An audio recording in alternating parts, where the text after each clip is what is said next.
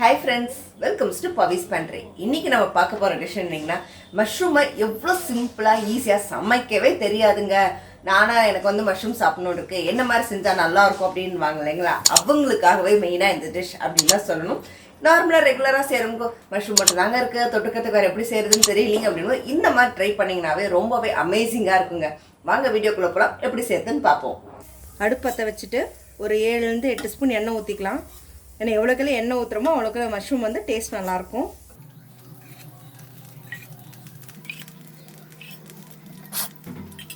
எண்ணெய் காஞ்சதும் சோம்பு போட்டுருங்க. சோம்பு பொரியட்டும். சோம்பு போட்டதும் கருவேப்பிலை போட்டுருங்க.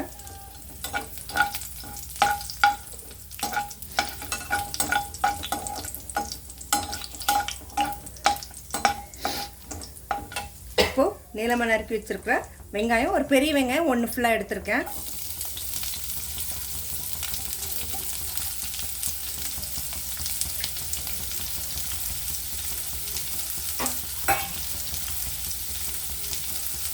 வெங்காயம் நல்லா வதங்கட்டும். லைட்டாக அந்த கோல்டன் மாதிரி ஆகிற அளவுக்கு நல்லா வதக்கி விடுங்க.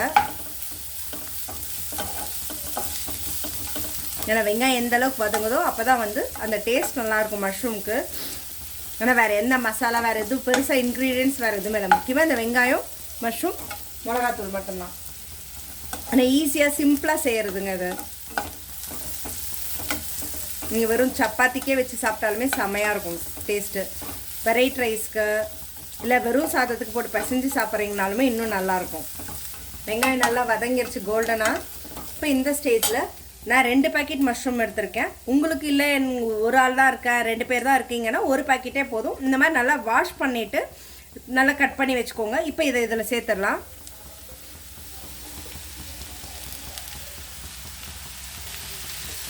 இப்போ இதை நல்லா கிளறி விடுங்க. மஷ்ரூமுக்கு எந்த காரணத்துக்கு ஒன்றும் தண்ணி ஆட் பண்ணிடாதீங்க. ஏன்னா மஷ்ரூமை நீங்கள் மூடி வச்சிங்கனாவே அதுலேருந்தே தண்ணி நல்லா இதாகும்.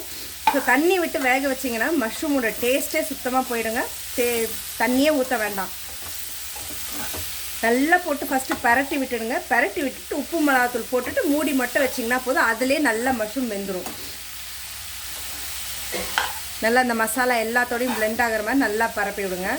உப்பு போட்டுக்கலாம். ஏன் எண்ணெயிலே உப்பு சேர்க்கலன்னா மஷ்ரூம்லேருந்து தண்ணி விடும். நீங்கள் வெங்காயத்துக்கு எல்லாம் உப்பு மஞ்சத்தூள் எல்லாமே ஃபஸ்ட்டே போட்டுட்டிங்கன்னா எல்லாமே வெங்காயத்தில் தான் சேரும், மஷ்ரூமில் ஏறாது. அப்புறம் சாப்பிட்டிங்கன்னா ஒரு மாதிரி சல்லுன்னு டேஸ்ட்டே இல்லாமல் இருக்கும். ஸோ அதனால் மஷ்ரூம் சமைக்கிறப்போ வெங்காயம் போட்டு மஷ்ரூம் போட்டதுக்கப்புறம் போட்டுக்கோங்க. இப்போ வெறும் மிளகாத்தூள் போட்டுக்கோங்க. உங்கள் காரத்துக்கு ஏற்ற மாதிரி போட்டுக்கோங்க. நான் ஜஸ்ட்டு ஒரு 1/2 ஸ்பூன் மட்டும்தான் போடுறேன். 1/4 ஸ்பூன் வெறும் கரம் மசாலா ஜஸ்ட்டு ஃப்ளேவருக்கு, வேண்டான்னா நீங்கள் அவாய்ட் பண்ணிக்கலாம். 1/4 ஸ்பூன் மஞ்சத்தூள். நல்லா கிளறி விட்டுக்கோங்க. பாருங்கள் தண்ணியே ஊற்றலை, ஆனால் அதுக்குள்ளே வந்து மஷ்ரூம் வந்து தண்ணி இறங்க ஆரம்பிக்குது. அதனால தான் ஃபஸ்ட்டே வந்து நீங்கள் மிளகாத்தூள் மஞ்சத்தூள்லாம் ஃபஸ்ட்டே போட்டிங்கன்னா வெங்காயத்துக்கு மட்டும் இந்த ஃப்ளேவர் டேஸ்ட் இறங்குமே தவிர மஷ்ரூமில் கொஞ்சம் கூட பிடிக்காது அப்படின்னு சொன்னது. நல்லா கிளறி விட்டுடுங்க. கிளறி விட்டுட்டு ஒரு 10 நிமிஷம் டிஸ்டர்ப் பண்ணாமல் அப்படியே சிம்மில் வச்சு மூடி விட்டிங்கன்னா அதில் விட்டுற தண்ணியை வச்சு மஷ்ரூம் சூப்பராக வெந்துருங்க. இப்போது இது நல்லா ஒரு 10 நிமிஷம் அப்படியே விட்டுடலாம். நல்லா அது வேகட்டும். இப்போ பார்த்தீங்கன்னா மஷ்ரூம் நல்லா வந்து வெந்து அதுலேருந்து தண்ணி எல்லாமே நல்லா சுண்டிருச்சு. இந்த அளவுக்கு நல்லா தண்ணி சுண்டுற அளவுக்கு விட்டுக்கோங்க. அப்போ தான் நல்லாயிருக்கும்.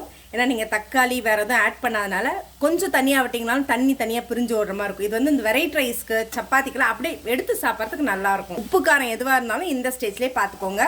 இது இன்னும் வந்து நீங்கள் டீப் ஃப்ரை வேணும் அப்படின்னாலுமே நீங்கள் இன்னும் கூட நல்லாவே வந்து முருக விட்டு கூட எடுத்துக்கலாம். அது உங்களோட சாய்ஸ். கொத்தமல்லி போட்டு இறக்கிடுங்க. இல்லை உங்களுக்கு தேவையில்லை வெறும் கொத்தமல்லி மட்டும் போதுன்னா கொத்தமல்லி மட்டும் நீங்கள் ஆட் பண்ணி இறக்கிக்கலாம். நான் ஜஸ்ட்டு ஒரு ஃப்ளேவருக்காக தான் அதை ஆட் பண்ணுறேன், புதினா. ஸோ நம்மளோட சுவையான plain and simple mushroom fry ready ஆகிடுச்சுங்க. பார்க்கறதுக்கே செம சூப்பராக இருக்குது. வெறும் உப்பு மிளகாத்தூள் மட்டும் ஃப்ரை பண்ணதுக்கு இப்படி இருக்குது. இன்னும் நம்ம பெப்பர் மசாலாலாம் போட்டோன்னா இன்னும் வேறு லெவலில் இருக்கும் டேஸ்ட்டு. இதுவே செம அமேசிங்காக இருக்குங்க. என்ன ஃப்ரெண்ட்ஸ், மஷ்ரூம் பார்க்கறதுக்கு எப்படி இருந்துச்சு? பார்க்கறதுக்கே நல்லா கொஞ்சம் கலர்ஃபுல்லாக செமையாக இருந்தது. அது ஃப்ளேவர் இன்னும் சூப்பராக இருந்ததுங்க. வெறுசா மசாலாலாம் எதுவும் போடாமல் ரொம்ப நேரம் டைம்னா ரொம்ப சிம்பிளாக ஈஸியான மெத்தடில் எப்படி வந்து செய்கிறது அப்படின்னு தான் இந்த மஷ்ரூமோட டிஷ்ஷு. ட்ரை பண்ணி பார்த்துட்டு உங்களோட கமெண்ட் பாக்ஸில் கொடுங்க. வருத்தும் இந்த மாதிரி அடுத்த இன்ட்ரெஸ்டிங்கான அப்டேட்ஸ்க்கு என்னோட சேனலை சப்ஸ்கிரைப் பண்ணிக்கோங்க. பக்கத்தில் இருக்க பெல் ஐக்கானும் கிளிக் பண்ணிக்கோங்க. நோட்டிஃபிகேஷன் மிஸ் பண்ணாமல் இருக்க.